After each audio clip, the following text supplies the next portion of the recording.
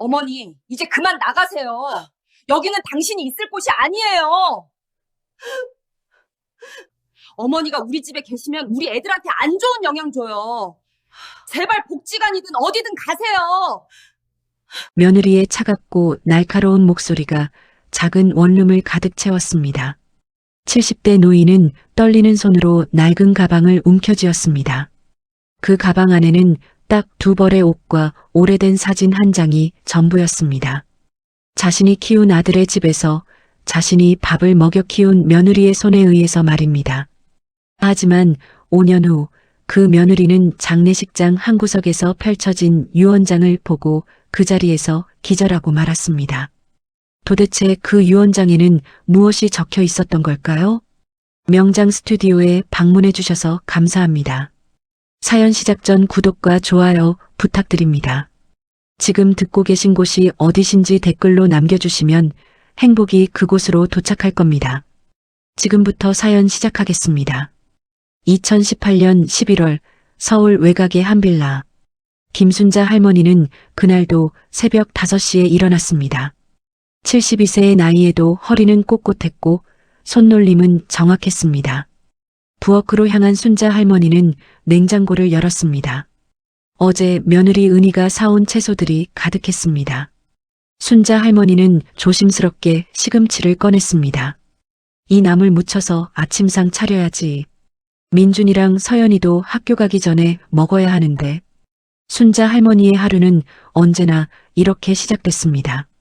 새벽에 일어나 집안 청소를 하고 아침을 준비하고 손주들 학교 보내고 빨래하고 또 저녁을 준비하는 일상. 30년을 이렇게 살아왔습니다. 그런데 요즘 며느리 은희의 태도가 조금씩 달라지고 있었습니다. 전화 통화하는 목소리가 예전과 달랐습니다. 친구들과 통화할 때마다 이상한 말들이 들려왔습니다. 응, 나도 알아.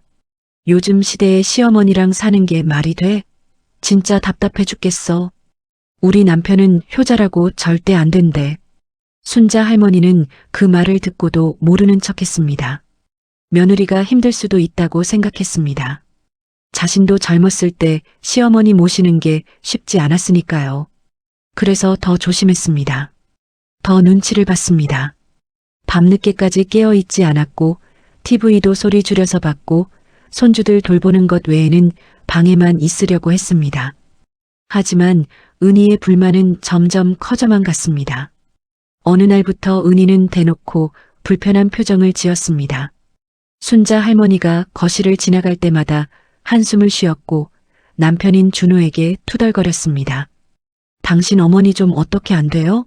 집이 이렇게 좁은데 계속 여기 계실 거예요? 은희야, 우리 엄마가 어디가? 이게 엄마 집인데. 당신 집이지, 우리 집이지, 어머니 집이에요? 등기도 우리 앞으로 돼 있잖아요. 순자 할머니는 그 말을 들었습니다. 방문 틈새로 새어나오는 그 차갑고 날카로운 목소리를 들었습니다. 가슴이 철렁 내려앉았습니다. 30년을 살았던 이 집이, 자신이 남편과 함께 힘들게 장만했던 이 집이 이제는 자신의 집이 아니라는 말을 들었습니다. 사실 순자 할머니에게는 아무도 모르는 비밀이 하나 있었습니다. 10년 전 남편이 돌아가시기 직전 남편은 순자에게 말했습니다. 여보, 미안하오. 내가 먼저 가서. 근데 집 명의를 준호 앞으로 해뒀소. 상속세 때문에 그런 거니까 이해해 주시오. 어차피 우리 집이나 준호 집이나 똑같은 거 아니겠소? 그때는 그게 당연하다고 생각했습니다. 아들한테 주는 게 맞다고 생각했습니다. 준호는 효자였고 순자를 잘 모실 거라고 믿었습니다. 그런데 며느리가 바뀌었습니다. 아니, 원래 이랬던 걸까요? 결혼 초에는 착했던 며느리가 시간이 지나면서 점점 변했습니다. 2019년 봄 상황은 더욱 악화됐습니다. 은희는 이제 대놓고 순자 할머니를 무시했습니다. 할머니가 손주들과 놀아주려고 하면 막았습니다. 어머니, 애들이 숙제해야 해요. 방해하지 마세요. 어머니, 요즘 애들은 그렇게 안 놀아요. 시대가 변했다고요. 심지어 손주들 앞에서도 순자 할머니를 무시하는 말을 했습니다. 초등학교 5학년인 민준이가 할머니께 물었습니다. 할머니, 우리 내일 놀이공원 갈 거예요? 그러자 은희가 끼어들었습니다. 민준아, 할머니는 안 가셔. 할머니는 너무 늙으셔서 우리 따라다니시면 힘드실 거야. 엄마, 그래도 할머니도. 조용히 해. 어른 말씀에 끼어들면 어떡해. 순자 할머니는 그저 미소만 지었습니다.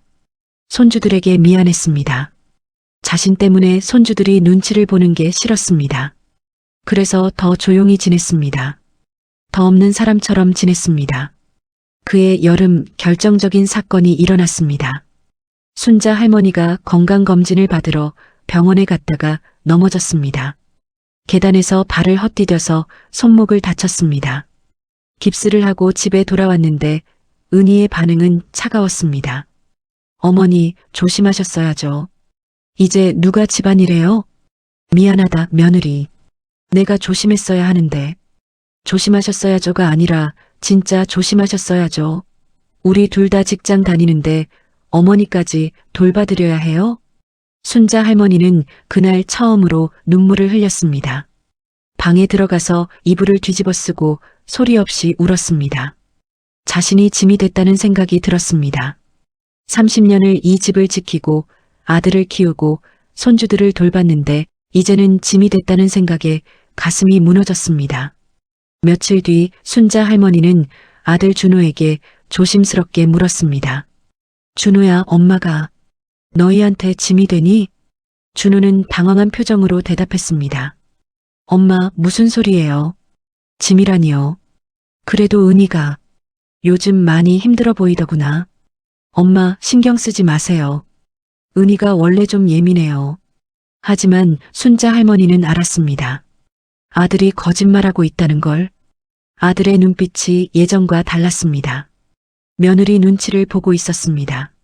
엄마와 아내 사이에서 고민하고 있었습니다. 그해 가을, 은희의 태도는 더욱 노골적으로 변했습니다.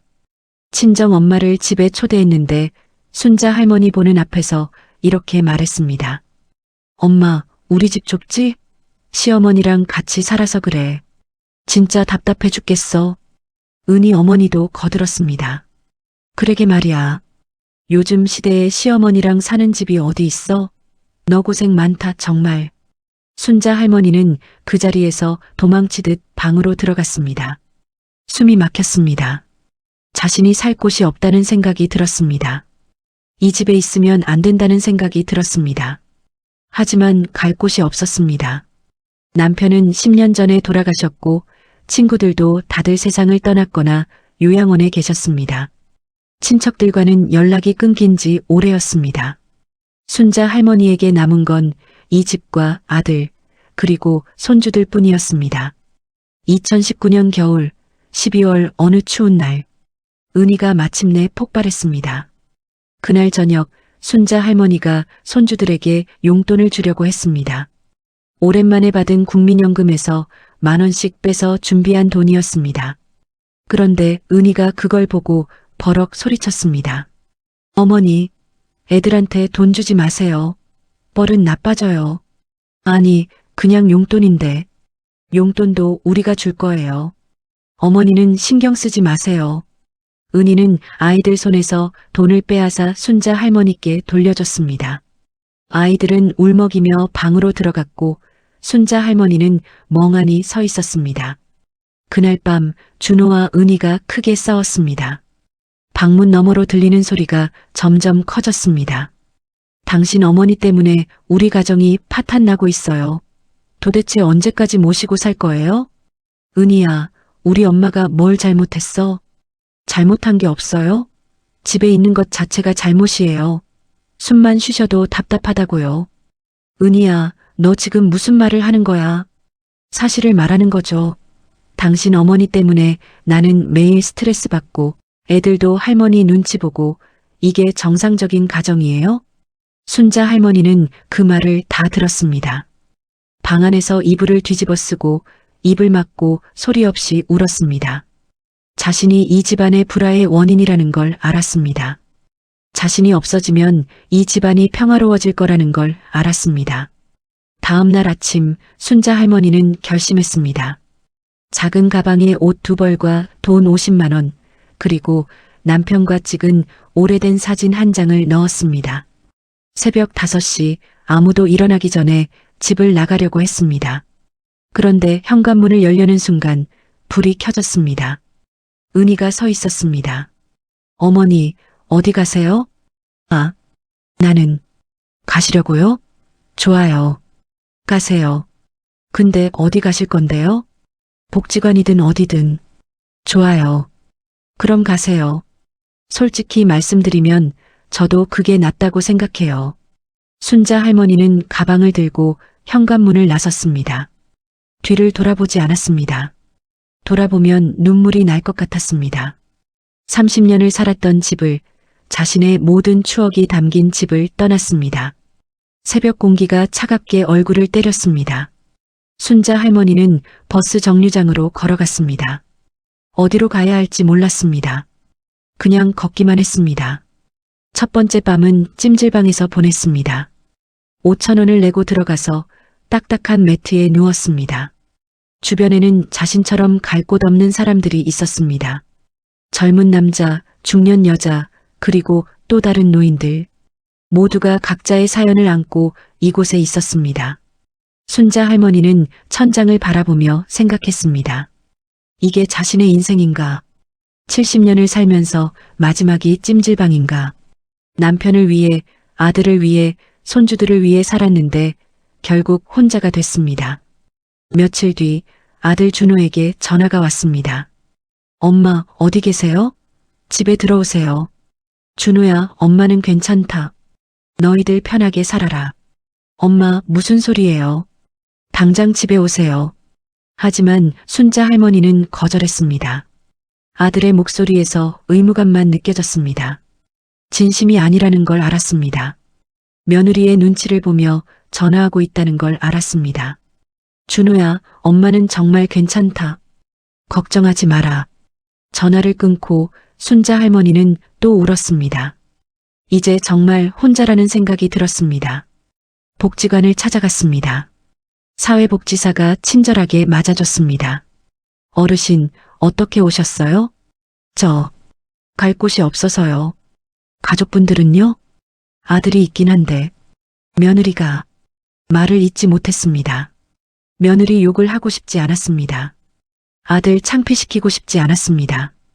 그냥 자신이 쓸모없는 사람이라고, 짐이라고 생각하고 싶었습니다. 복지사는 여러 가지를 알아봐 주겠다고 했습니다. 기초생활수급자 신청, 노인 일자리, 임대주택 신청 등. 하지만 다 시간이 걸리는 일이었습니다. 당장 오늘 밤 잘 곳이 필요했습니다. 결국 순자 할머니는 작은 고시원을 얻었습니다. 보증금 50만 원, 월세 25만 원. 국민연금으로 겨우 낼 수 있는 금액이었습니다. 방은 너무 좁았습니다. 침대 하나와 작은 책상, 그리고 옷장 하나가 전부였습니다. 화장실도 공용이었습니다. 하지만 순자 할머니는 감사했습니다. 적어도 잠잘 곳이 있다는 게 감사했습니다. 눈치 보지 않아도 된다는 게 감사했습니다. 고시원 옆방에는 젊은 청년이 살았습니다. 가끔 복도에서 마주치면 인사를 나눴습니다. 할머니, 안녕하세요. 그래, 잘 지내니? 네, 할머니는요? 나도 괜찮다. 하지만 괜찮지 않았습니다. 매일 밤 눈물을 흘렸습니다. 손주들 생각이 났습니다. 민준이는 잘 지내고 있을까? 서연이는 학교 잘 다니고 있을까? 아들은 건강한가? 그러던 어느 날 고시원 관리인이 순자 할머니를 찾아왔습니다. 할머니, 혹시 일하실 수 있으세요? 일이요? 네, 근처 식당에서 설거지 하실 분을 찾는다고 해서요. 하루 4시간, 하루 5만 원이에요. 순자 할머니는 그 일을 시작했습니다. 72세의 나이에 식당 설거지를 하게 됐습니다. 허리는 아팠지만 참았습니다. 손은 거칠어졌지만 참았습니다. 돈이 필요했습니다. 생활비가 필요했습니다. 식당 주인은 50대 여자였습니다. 처음엔 순자 할머니를 의심스럽게 봤습니다. 할머니, 진짜 일하실 수 있으세요? 설거지가 쉬운 게 아니에요. 할 수 있습니다. 제가 평생 집안일 해왔어요. 그래요? 그럼 한번 해보세요. 순자 할머니는 정말 열심히 일했습니다. 하루 4시간 동안 쉬지 않고 설거지를 했습니다. 그릇들은 반짝반짝 빛났고 주방은 깨끗했습니다. 한 달 뒤 식당 주인이 말했습니다. 할머니, 일 정말 잘하시네요. 월급 올려드릴게요. 하루 6만 원 어때요? 순자 할머니는 감격했습니다. 누군가 자신을 인정해준다는 게 이렇게 기쁠 줄 몰랐습니다. 그렇게 1년이 흘렀습니다. 2020년 겨울, 순자 할머니는 여전히 그 작은 고시원에서 살았고 식당에서 일했습니다. 돈을 조금씩 모았습니다. 언젠가 손주들에게 줄 선물을 사고 싶었습니다. 그러던 어느 날 길을 걷다가 누군가와 부딪혔습니다. 죄송합니다. 고개를 들어보니 정장을 입은 50대 남자였습니다. 그 남자는 순자 할머니를 보고 깜짝 놀랐습니다. 혹시 순자 씨? 네. 저를 아세요? 저 기억 안 나세요? 저 박민우예요. 고등학교 동창이잖아요.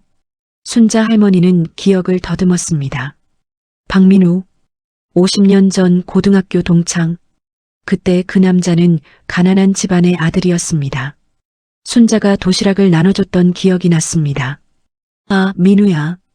그래, 기억난다. 순자 씨, 어떻게 지내셨어요? 연락이 끊긴 지 너무 오래됐네요. 나는 그냥 평범하게 살았지. 민우는 순자 할머니의 낡은 옷과 피곤한 얼굴을 보았습니다. 순자 씨, 혹시 시간 되시면 커피 한잔 할까요? 옛날 얘기 좀 하고 싶어서요. 순자 할머니는 처음엔 거절하려 했습니다. 하지만 오랜만에 누군가와 얘기하고 싶었습니다. 그래서 조심스럽게 고개를 끄덕였습니다. 카페에 앉아 민우는 자신의 이야기를 했습니다. 어렵게 대학을 갔고 사업을 시작했고 실패도 많이 했지만 결국 성공했다고 했습니다. 지금은 중소기업을 운영하고 있다고 했습니다. 순자 씨 덕분이에요. 고등학교 때 순자 씨가 도시락 나눠줬잖아요. 그때 그 따뜻함을 잊을 수가 없어요. 순자 할머니는 손사래를 쳤습니다. 아니야, 그건 아니에요. 순자 씨는 항상 남을 먼저 생각하는 사람이었어요. 그런데 순자 씨는 어떻게 지내셨어요? 결혼은 하셨고요? 순자 할머니는 조심스럽게 자신의 이야기를 꺼냈습니다. 결혼했고 아들을 키웠고 남편이 돌아가셨고 그리고 말을 잇지 못했습니다. 지금 자신이 고시원에 산다는 걸, 며느리한테 쫓겨났다는 걸 차마 말할 수 없었습니다. 하지만 민우는 눈치챘습니다. 순자 할머니의 옷, 표정, 그리고 말투에서 무언가 힘든 일이 있었다는 걸 알았습니다. 순자 씨, 힘든 일 있으시면 말씀하세요. 제가 도울 수 있는 게 있으면 돕고 싶어요. 아니야, 괜찮아. 나는 혼자서도 잘 살 수 있어. 하지만 민우는 포기하지 않았습니다. 연락처를 주고 언제든지 연락하라고 했습니다.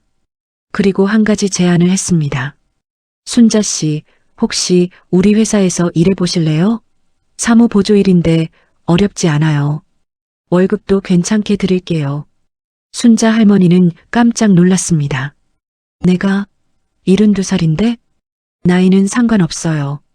순자 씨라면 믿고 맡길 수 있어요. 2021년 봄 순자 할머니의 새로운 인생이 시작됐습니다. 민우의 회사에서 일하기 시작한 지 3개월이 지났습니다. 처음에는 두렵고 떨렸습니다. 컴퓨터도 서툴렀고 젊은 직원들 사이에서 적응하기 어려웠습니다.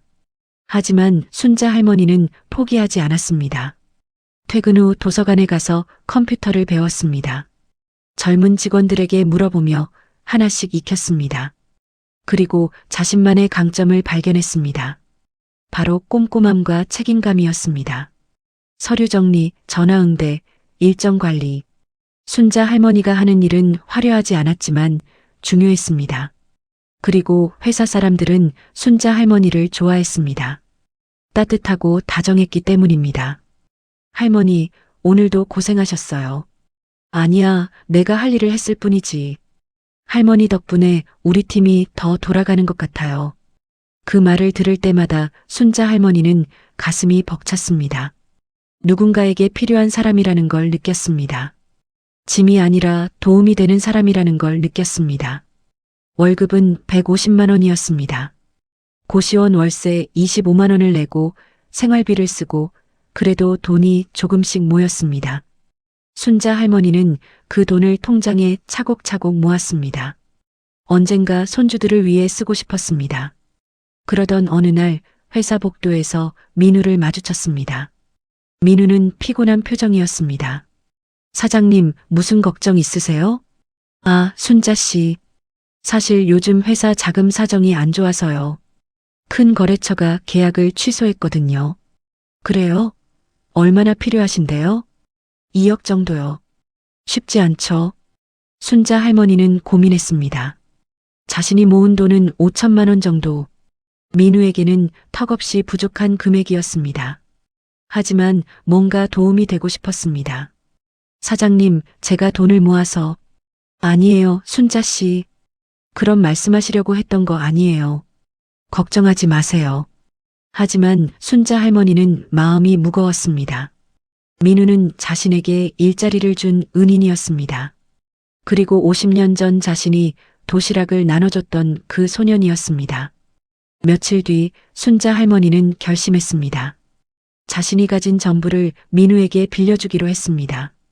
5천만 원이었습니다. 사장님, 이거 받으세요. 순자 씨, 이게 뭐예요? 제가 모은 돈이에요. 5천만 원이지만 받아주세요. 민우는 눈물을 글썽였습니다. 순자 씨, 이럴 수 없어요. 순자 씨 노후 자금인데. 괜찮아요. 사장님이 어려울 때 도와야죠. 50년 전에 사장님 도와줬던 것처럼요. 민우는 그 돈을 받고 약속했습니다. 반드시 갚겠다고, 그리고 순자 할머니에게 평생 은혜를 갚겠다고 했습니다. 한편 순자 할머니의 아들 준호는 여전히 은희와 살고 있었습니다. 하지만 집안 분위기는 점점 나빠졌습니다. 순자 할머니가 떠난 후 집안일을 할 사람이 없어졌기 때문입니다. 은희는 회사에서 돌아와도 집안일을 하지 않았습니다. 설거지는 쌓였고 빨래는 산더미였고 청소는 한 달째 안 했습니다. 은희야, 우리 집 좀 치워야 하지 않아? 당신이 하든지. 나도 직장 다니는데 왜 내가 다 해요? 그래도 엄마가 계실 때는. 그럼 당신 어머니 모셔오든지. 준호는 말을 잇지 못했습니다. 엄마가 보고 싶었습니다. 엄마가 해주던 따뜻한 밥이 그리웠습니다. 하지만 은희 때문에 말하지 못했습니다. 손주들도 할머니를 그리워했습니다. 민준이는 가끔 물었습니다. 아빠, 할머니는 언제 오세요? 할머니는 지금 바쁘셔서. 할머니 보고 싶어요. 준호는 아들을 안아주며 눈물을 참았습니다. 자신이 무엇을 잘못했는지 알았습니다. 엄마를 지키지 못한 것, 은희의 말에 휘둘린 것, 모든 게 자신의 잘못이었습니다. 어느 날 준호는 용기를 냈습니다. 엄마에게 전화를 걸었습니다. 엄마, 어디 계세요? 집에 오세요. 준호야, 엄마는 괜찮아. 잘 지내고 있어. 엄마, 제발요. 우리 잘못했어요. 다시 집에 오세요. 하지만 순자 할머니는 거절했습니다. 이제는 돌아가고 싶지 않았습니다.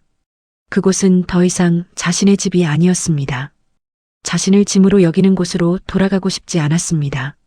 준호야, 엄마는 이제 새로운 삶을 살고 있어. 너희들도 행복하게 살아라. 전화를 끊고 순자 할머니는 또 눈물을 흘렸습니다. 아들을 사랑했지만 더 이상 아들에게 기대지 않기로 했습니다. 2022년 여름 순자 할머니는 민우의 회사에서 승진했습니다. 단순한 사무보조에서 총무팀장이 됐습니다.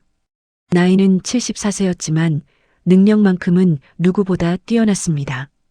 회사 사람들은 순자 할머니를 할머니가 아니라 팀장님으로 불렀습니다. 그리고 순자 할머니는 그 호칭이 좋았습니다. 자신이 인정받는다는 느낌이 들었습니다. 월급도 올랐습니다. 이제는 월 250만 원을 받았습니다. 그 돈으로 조금 더 좋은 원룸으로 이사했습니다. 화장실도 있고 작은 부엌도 있는 곳이었습니다. 그곳에서 순자 할머니는 혼자 밥을 해 먹고 TV를 보고 책을 읽으며 살았습니다. 외롭지 않았습니다. 자유로웠습니다. 누구 눈치도 보지 않고 하고 싶은 대로 할 수 있었습니다. 가끔 민우가 식사에 초대했습니다. 순자 씨, 오늘 저녁 같이 먹어요. 좋아요. 식당에서 민우는 순자 할머니에게 말했습니다. 순자 씨, 고마워요. 그때 5천만 원 덕분에 회사가 살았어요. 다 갚으셨잖아요. 그래도 그 마음이 고마워요.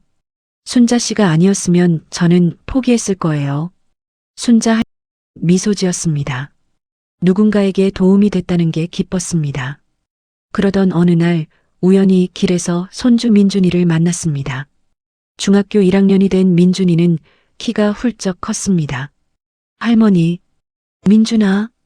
민준이는 할머니를 보고 달려왔습니다. 그리고 꼭 안겼습니다. 할머니, 보고 싶었어요. 할머니도 많이 보고 싶었어. 할머니, 왜 집에 안 오세요? 엄마 때문에 화났어요? 순자 할머니는 민준이의 머리를 쓰다듬으며 말했습니다. 아니야, 할머니가 바빠서 그래. 일을 하거든. 할머니가 일을요? 응, 할머니도 회사 다녀. 민준이는 신기해했습니다. 할머니가 회사를 다닌다는 게 믿기지 않았습니다. 할머니, 다음에 또 만날 수 있어요? 물론이지. 할머니 전화번호 줄게. 순자 할머니는 민준이에게 전화번호를 줬습니다.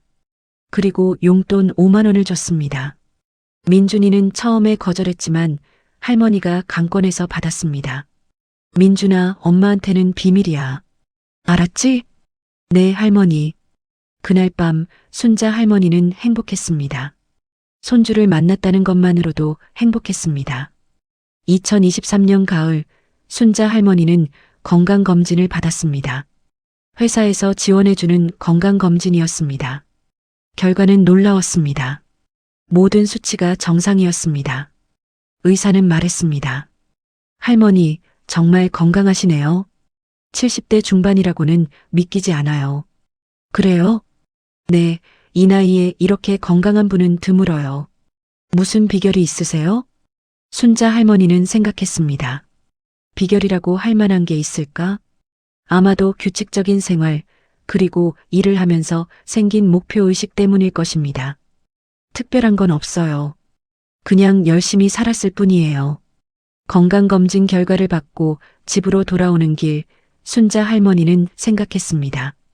자신이 아직 쓸모 있는 사람이라는 것을, 아직 할 수 있는 일이 많다는 것을, 그리고 아직 살아야 할 이유가 있다는 것을. 한편 준호의 집은 점점 더 악화됐습니다. 은희는 이제 집안일을 아예 하지 않았습니다. 밖에서 밥을 사 먹거나 배달 음식만 시켜 먹었습니다. 아이들은 방에만 틀어박혀 게임을 했고 준호는 회사와 집을 오갈 뿐이었습니다. 어느 날 준호는 은희에게 말했습니다. 은희야, 우리 엄마 모셔오자. 뭐? 미쳤어요? 엄마가 없으니까 집안이 이 모양이잖아. 그리고 애들도 할머니 보고 싶어 해. 집안이 이 모양인 건 당신이 집안일 안 하기 때문이에요. 왜 당신 어머니 타령이에요? 은희야, 제발. 싫어요. 절대 안 돼요. 당신 어머니 오시면 나 나갈 거예요. 준호는 한숨을 쉬었습니다. 이혼까지 생각했습니다. 하지만 아이들 때문에 참았습니다. 2024년 봄 순자 할머니는 민우로부터 놀라운 제안을 받았습니다. 순자 씨, 우리 회사 이사로 모시고 싶어요. 이사요? 나를요? 네, 순자 씨는 충분히 자격이 있어요. 회사에 큰 기여를 했고 모두가 순자 씨를 존경해요. 순자 할머니는 믿기지 않았습니다. 75세에 회사 이사가 된다니.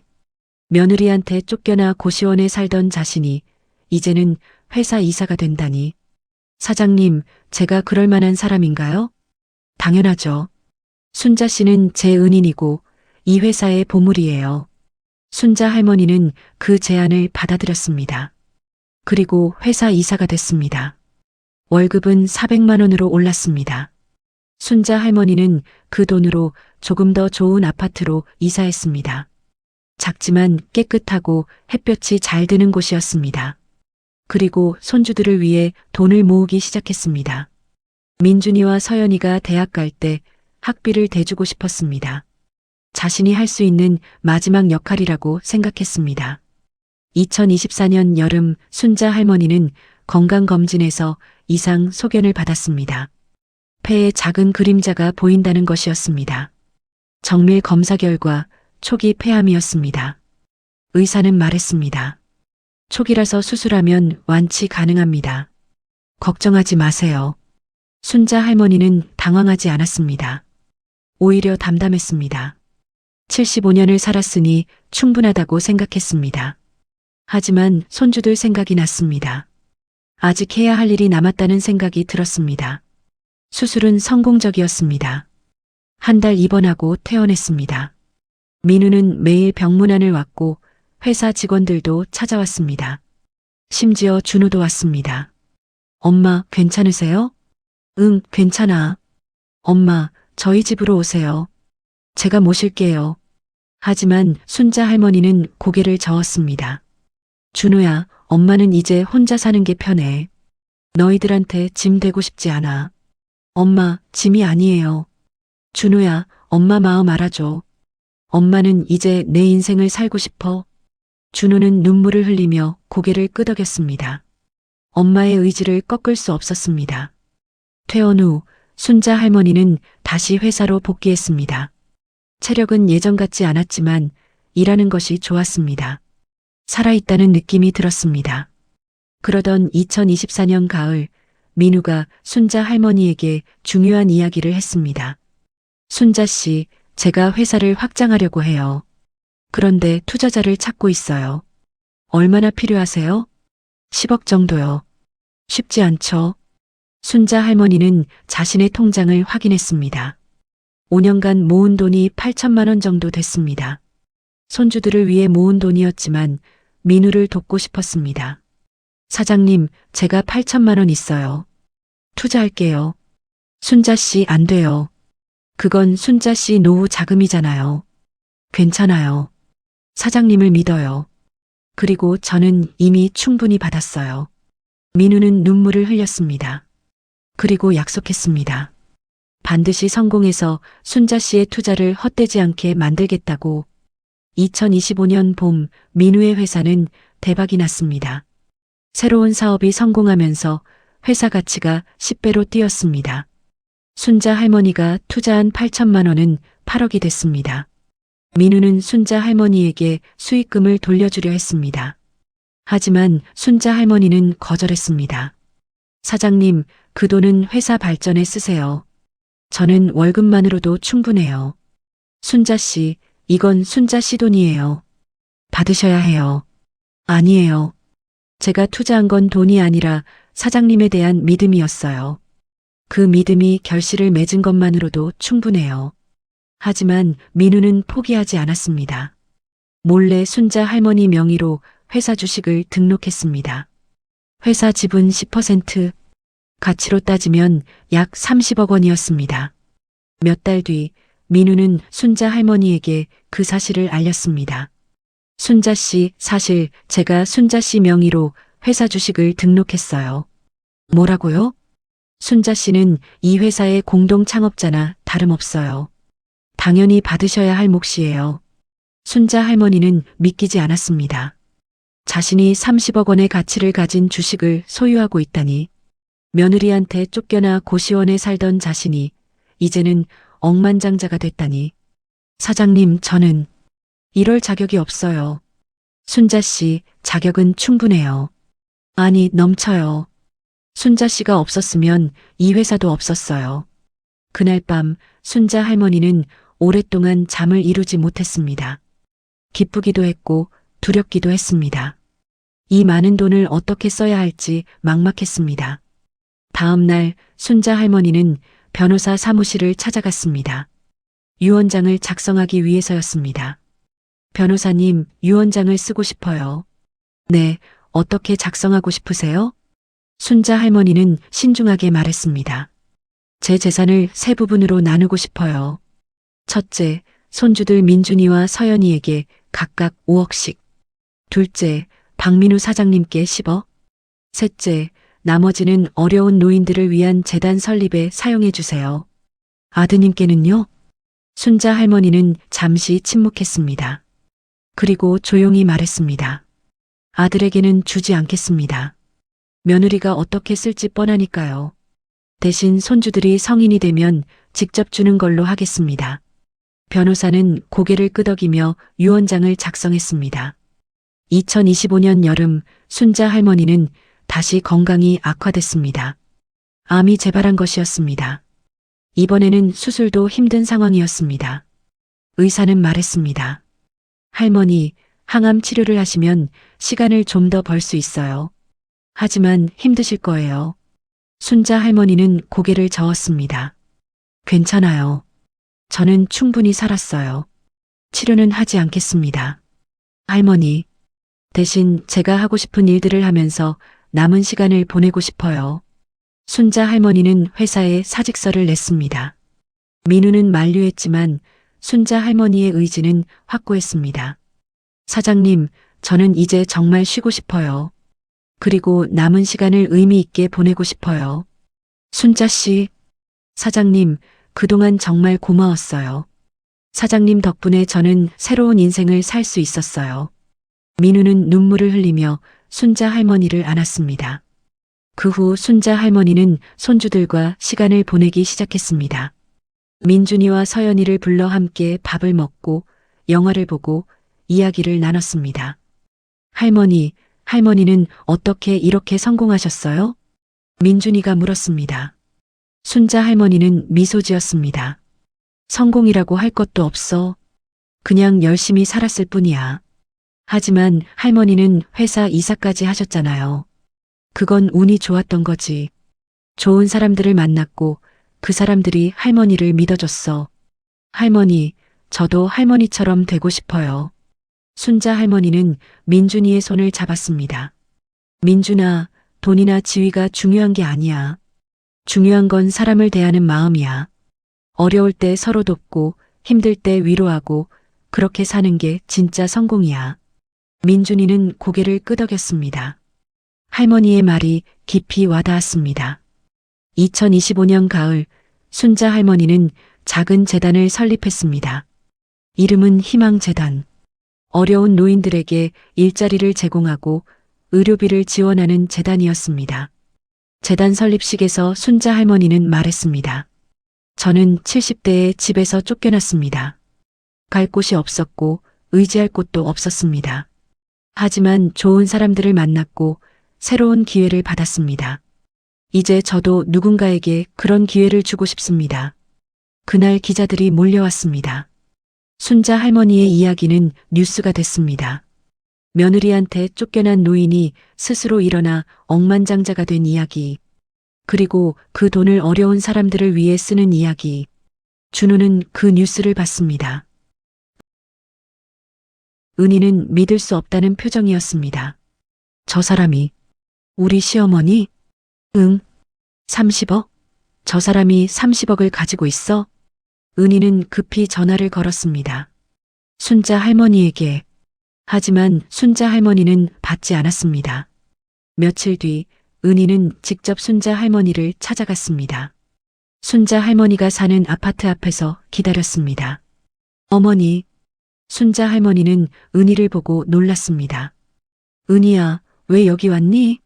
어머니, 죄송해요. 그동안 제가 너무 못됐어요. 순자 할머니는 은희를 물끄러미 바라봤습니다. 은희의 눈에는 눈물이 가득했습니다. 하지만 순자 할머니는 알았습니다. 그 눈물이 진심이 아니라는 것을, 돈 때문이라는 것을. 은희야, 괜찮아. 다 지난 일이야. 어머니, 저희 집으로 돌아오세요. 제가 잘할게요. 은희야, 나는 이제 혼자 사는 게 좋아. 너희들도 편하게 살아라. 어머니, 제발이요. 한 번만 기회를 주세요. 순자 할머니는 고개를 저었습니다. 은희야, 기회는 이미 줬어. 30년 동안. 하지만 너는 날 짐으로 봤어. 이제 와서 돌아오라고 하는 건 내가 돈이 생겼기 때문이잖니. 은희는 할 말을 잃었습니다. 순자 할머니의 말이 전곡을 찔렀기 때문입니다. 어머니, 그게 아니에요. 은희야, 거짓말하지 마. 나도 다 알아. 내 속마음을. 순자 할머니는 은희를 뒤로하고 집으로 들어갔습니다. 은희는 그 자리에 서서 주저앉았습니다. 2025년 겨울, 순자 할머니의 건강은 급격히 나빠졌습니다. 병원에 입원했고 의사는 시간이 얼마 남지 않았다고 했습니다. 민우는 매일 병문안을 왔습니다. 손주들도 왔습니다. 준호도 왔습니다. 하지만 은희는 오지 않았습니다. 할머니, 아프지 마세요. 서연이가 울면서 말했습니다. 순자 할머니는 서연이의 손을 잡았습니다. 서연아, 할머니는 괜찮아. 할머니는 행복했어. 너희들을 볼 수 있어서. 할머니, 서연아, 민준아, 할머니가 너희한테 선물을 준비해뒀어. 나중에 변호사 선생님이 전해줄 거야. 선물이요? 응. 너희들 미래를 위한 선물이야. 잘 써라. 손주들은 무슨 말인지 이해하지 못했습니다. 하지만 고개를 끄덕였습니다. 2026년 1월, 순자 할머니는 조용히 눈을 감았습니다. 76세의 나이였습니다. 마지막 순간까지 미소를 지었습니다. 고통스럽지 않았습니다. 평화로웠습니다. 장례식은 조촐하게 치러졌습니다. 민우와 회사 사람들, 재단 관계자들, 그리고 가족들이 참석했습니다. 은희도 왔습니다. 하지만 순자 할머니의 영정 앞에서 제대로 인사도 하지 못했습니다. 장례식 다음 날 변호사가 유언장을 공개했습니다. 유족들이 모인 자리에서 변호사는 천천히 유언장을 읽었습니다. 저 김순자는 다음과 같이 유언합니다. 첫째, 손주 김민준에게 5억 원을 상속합니다. 단 만 25세가 되었을 때 지급합니다. 둘째, 손주 김서연에게 5억 원을 상속합니다. 단 만 25세가 되었을 때 지급합니다. 셋째, 박민우 사장에게 10억 원을 상속합니다. 넷째, 나머지 재산은 희망재단에 기부합니다. 은희는 믿을 수 없다는 표정으로 물었습니다. 그럼 우리는요? 아들인 준호는요? 변호사는 차갑게 대답했습니다. 유언장에는 아드님에 대한 언급이 없습니다. 말도 안 돼요. 아들인데 왜 상속을 안 해요? 변호사는 봉투 하나를 꺼냈습니다. 고인께서 며느님께 편지를 남기셨습니다. 은희는 떨리는 손으로 편지를 받았습니다. 그리고 읽기 시작했습니다. 은희에게 너는 나를 짐이라고 했지. 숨만 쉬어도 답답하다고 했지. 나도 알아. 내가 날 얼마나 싫어했는지. 하지만 나는 너를 미워하지 않아. 다만 안타까울 뿐이야. 너는 돈과 지위만 봤어. 사람의 마음은 보지 못했어. 내가 30년 동안 이 집을 지키고 아들을 키우고 도왔던 것들은 아무 의미가 없었어.